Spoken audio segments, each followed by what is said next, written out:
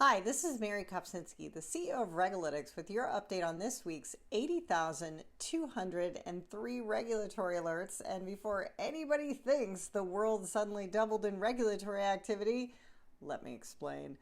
This is not a major substantive jump. This is a jump because you asked and we delivered. We have now integrated every single step of the legislative process across all U.S. states and at the federal level.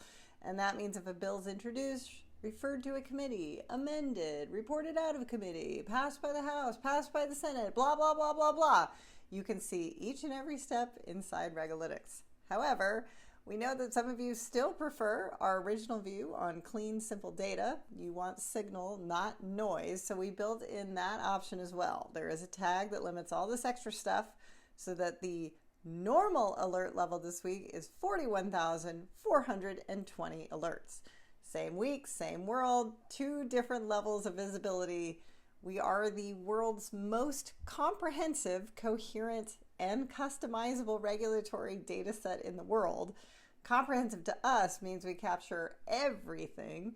Coherent means it's structured and usable. And then customizable means that you can choose how much of it you want. And yes, that now includes an MCP plugin, which means you can use tools like ChatGPT or Claude to talk directly to your RegAlytics data in a structured way. Now, the regulator of the week is New York and New Jersey, but to explain why, I need to give a little background on prediction markets. Prediction markets are platforms where people trade contracts based on the outcome of future events. One of the most well-known companies in this space is Kalshi, which in 2018 became one of the first event-based markets that was formally regulated by the CFTC.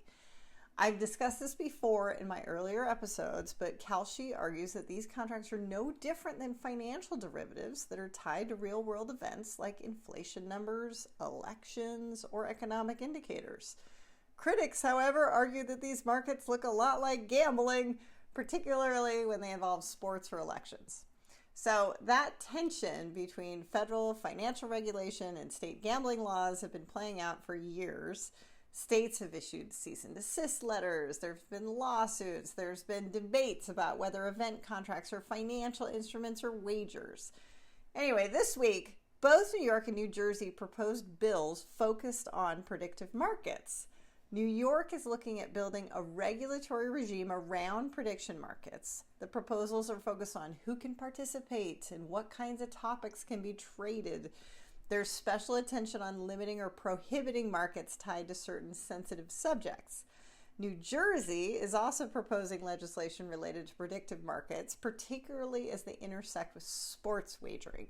The state is looking at whether these event contracts fall under existing sport betting frameworks or whether they should be restricted or integrated into current gaming regulations. In other words, we're watching the early stages of a state-level response to a federally regulated financial innovation, and this will likely not stop with these two states. Now, for the topic of the week, I feel like I could almost copy and paste my script from a few weeks ago and replace the word Venezuela with Iran.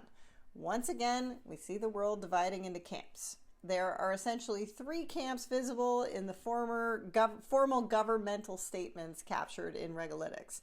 The first and most common camp is focused on de-escalation. These countries are urging restraint, diplomacy, and a return to negotiations. Their public statements emphasize avoiding a broader regional conflict and respecting international law processes. These include the UN, EU, China, and Brazil. The second camp is condemning Iranian action specifically, and that includes Qatar and the UK. And then the third camp is expressing support for U.S. and Israeli strikes as legitimate response to Iranian threats, but that is also the UK and Israel. As for the U.S. response, we captured 110 congressional statements related to the situation. 49 were critical of the U.S. action, 22 were supportive of U.S.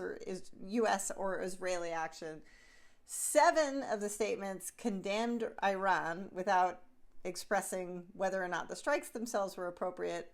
4 urged restraint and de-escalation without clearly citing. Another 4 expressed support, but also urged caution. And as no surprise, they divide largely along party lines. So once again, geopolitics abroad and polarization at home are moving in parallel. And that is it this week for RegAlytics. We have the global supply chain of all of the world's regulatory alerts in one very easy to use place. If you need a solution for anything related to regulation, give us a call.